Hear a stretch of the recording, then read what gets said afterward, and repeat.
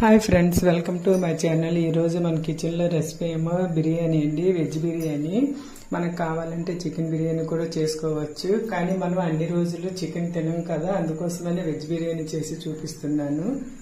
Chicken గ్రేవీతో కానీ రైతాతో కానీ చాలా అంటే చాలా బాగుంటుంది. చాలా త్వరగా చేసుకోవచ్చు, చాలా ఈజీ ప్రాసెస్ కూడా. ఈ రోజుల్లో చిన్నపిల్లల నుంచి పెద్దల వరకు బిర్యానీ అంటే ఇష్టం లేని వారు ఎవరు ఉండరు. అందరూ బిర్యానీ ప్రియులే కదా.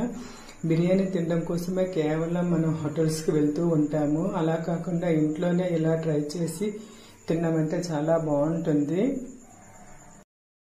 ఈ బిర్యానీ చేయడం వచ్చు, కానీ ఒకసారి ఇలా కూడా ట్రై చేయండి. చాలా అంటే చాలా బాగుంటుంది. బిర్యానీ ఎలా తయారు చేయాలో తెలుసుకునే ముందు నా ఛానల్ ఎవరైనా సబ్స్క్రైబ్ చేసుకోకపోతే సబ్స్క్రైబ్ చేసుకోండి.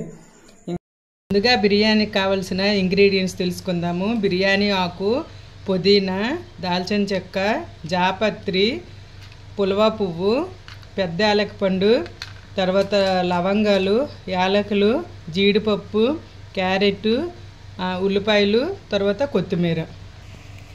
బాస్మతి రైస్ని ఒక అరగంట ముందు నానబెట్టుకోవాలి. ఒక గ్లాసు బాస్మతి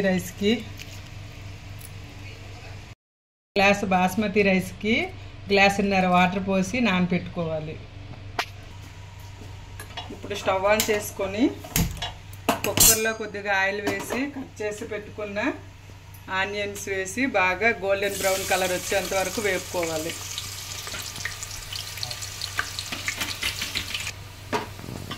చూసారా, ఆనియన్స్ గోల్డెన్ బ్రౌన్ కలర్ వచ్చాయి కదా, వీటిని ఇప్పుడు ఆయిల్ నుండి సపరేట్ చేసుకుందాము.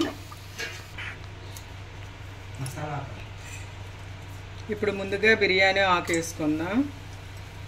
జాపత్రి, పులవా పువ్వు, దాల్చిన చెక్క, పెద్ద యాలచ్చి, లవంగాలు వేసి బాగా కలుపుకుందాం.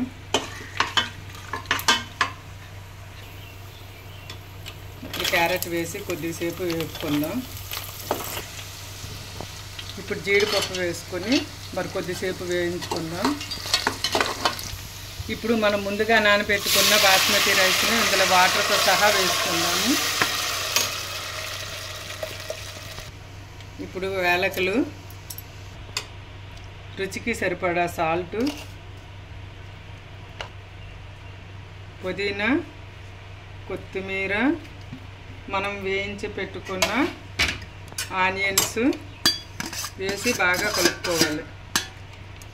1/2 టేబుల్ స్పూన్ బటర్ కూడా వేసుకుందాం.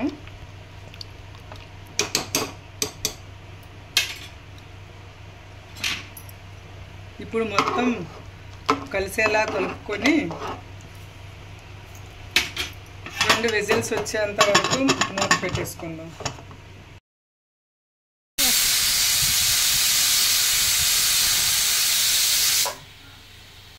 బిర్యానీ రెడీ అయిపోయి ఉంటుంది. ఒకసారి మనం మూత తీసి చూసుకుందాం. చూడండి, బిర్యానీ రెడీ అయిపోయింది. ఎంతో టేస్టీ బిర్యానీ రెడీ అయింది.